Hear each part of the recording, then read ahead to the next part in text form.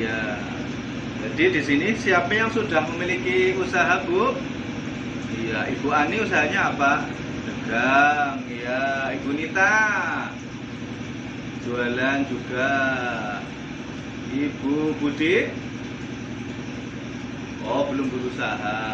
Bapaknya apa? Bapaknya itu di belakang bapaknya.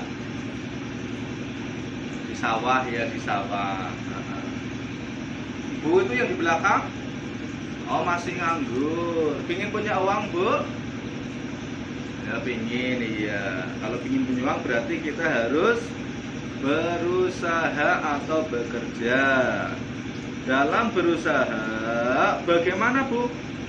Agar kita itu mendapatkan cara dan ide untuk mendapatkan usaha tersebut. Caranya bagaimana, Bu? Pakai uang? Apakah hanya pakai uang? Tentu tidak. Kita itu sebelum berusaha, kita harus mempunyai rencana, Bu.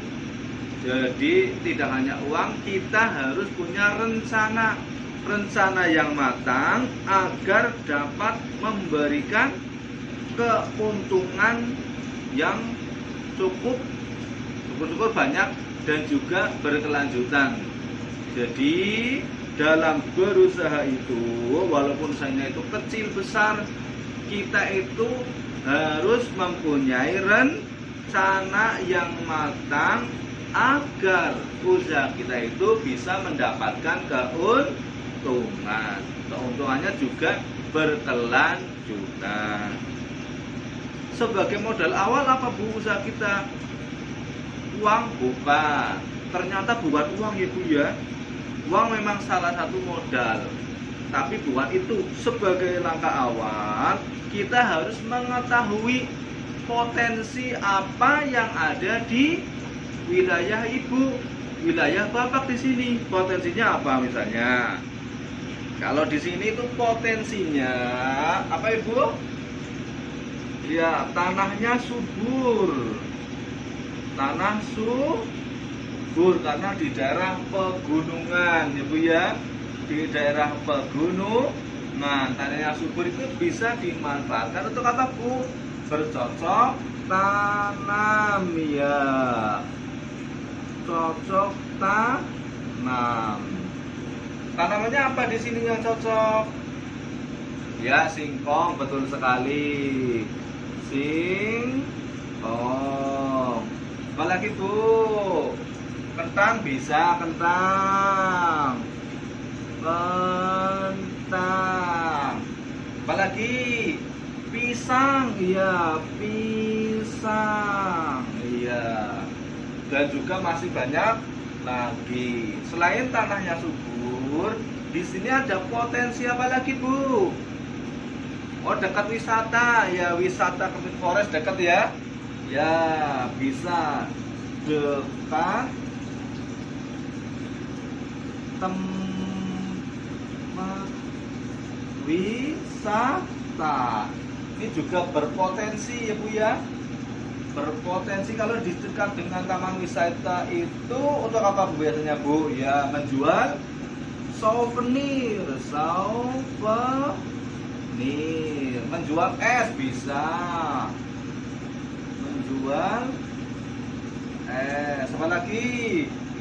Oh, rumah makan ya, bisa. Warung makan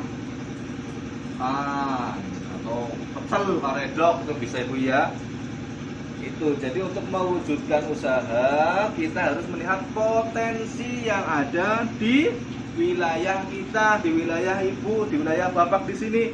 Potensinya ternyata ada dua itu.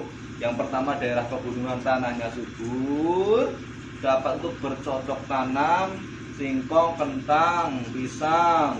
Tempat wisata juga dekat. Mungkin ada lagi, Bu? Iya, betul sekali ada. Bisa untuk peternakan, ya, peternakan. Misalnya apa, Bu? Burung puyuh bisa. Burung puyuh. Bebek, iya bisa. bebek. Ayam bisa Bu? Ya, ayam juga bisa. Selain potensi, kita juga perlu mempersiapkan apa lagi Bu untuk berusaha Bu? Biar punya uang ini, apakah hanya potensi? Orang potensinya melimpah, kita punya singkong banyak, tapi kita tidak punya kemampuan. Apakah bisa membuat sesuatu? Misalnya membuat tape? Gagal. Maka selain potensi, juga ada yang namanya pengetahuan. Ya, pengetahuan dan keterampilan. Jadi di dalam mulai berusaha, ketika kita sudah tahu potensi dari wilayah kita, kita juga harus mempertimbangkan pengetahuan dan keterampilan kita. Coba misalnya Ibu di sini punya keterampilan apa saja? Keterampilan apa saja Bu keterampilannya Bu? Memasak ya. Memasak. Apalagi Bu? Membuat kue ya. Membuat kue. Terus Ibu yang belakang itu pojok Ibu apa? Membuat apa Bu? Membuat keju. Ya bisa. Oh, membuat tape. Ya betul, membuat tape. Keripik bisa. Membuat keripik. Apakah hanya membuat Bu? Menjahit. Ya, ada yang punya keterampilan menjahit. Kalau bapaknya apa punya keterampilan apa bapaknya? Rektor. Ya bisa. Mencangkul. Embret ya. Mencangkul. Apalagi membuat gagang cangkul. Ya bisa membuat gagang cangkul. Nah, ini keterampilan-keterampilan yang ada di sini itu nanti dicocokkan dengan potensi yang ada di daerah Bapak Ibu untuk mulai berusaha. Jadi seluruh potensi alam yang ada di lingkungan di sini bisa dijadikan modal awal di dalam mau mengadakan usaha, tetapi juga didampingi dengan pengetahuan dan keterampilan.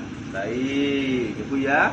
Sekali lagi saya tekankan, di dalam berusaha modal awal yaitu potensi yang ada di daerah beserta pengetahuan dan keterampilan. Ya, sekarang Ibu berdiskusi apa-apa yang ada di wilayah di sini yang cocok nanti itu kerjaannya atau usahanya apa. Silakan berdiskusi Ibu nggih. Jadi 3 kelompok. Ya, monggo Bu berdiskusi. Oh, diskusinya sudah selesai ya, sini. Coba kita bahas bersama-sama ya Bu ya. Saya tempel di sini. Kelompok 1, kelompok 2, dan kelompok 3. Iya. Kelompok 1 mengetahui bahwa kita di daerah pegunungan. Pegunungan di sini rencana kelompok 1 itu karena tanahnya subur, ingin usaha yang pertama menanam singkong. Ya betul sekali.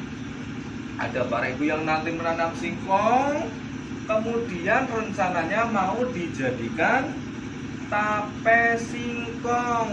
Iya, tadi siapa ya yang punya keterampilan tape singkong, bisa membuat tape singkong? Ibu Ani. Ya, Ibu Ani bisa ternyata.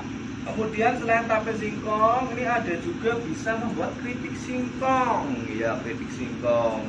Ini siapa yang bisa membuat keripik singkong? Oh, Ibu Eti. Oh, Ibu Eti bisa membuat keripik singkong. Ya.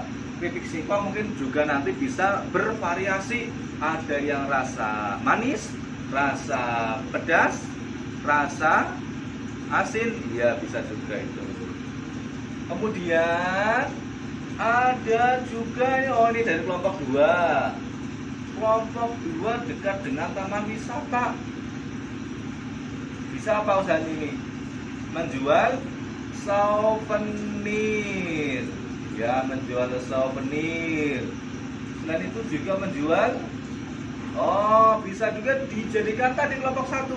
Kelompok 1 tadi sudah membuat keripik singkong, sudah membuat tape, nanti bisa dijual di daerah wisata. Ya, bisa dijual di Kemit tadi ya, di dekat wisata. Sebagai oleh-oleh, bisa juga sebagai ikon dari Kemit, yaitu tape singkong dan keripik singkong. Ya. Kelompok 3 apa ini usahanya kelompok 3? Kelompok 3, ini beternak puyuh dan bebek. Iya, tepat sekali. Puyuh dan bebek itu sangat bagus di daerah pegunungan karena juga jauh dari pemukiman juga bisa ya ini. Bisa juga dimanfaatkan telurnya. Mungkin itu ya Bu ya. Terima kasih. Wassalamualaikum.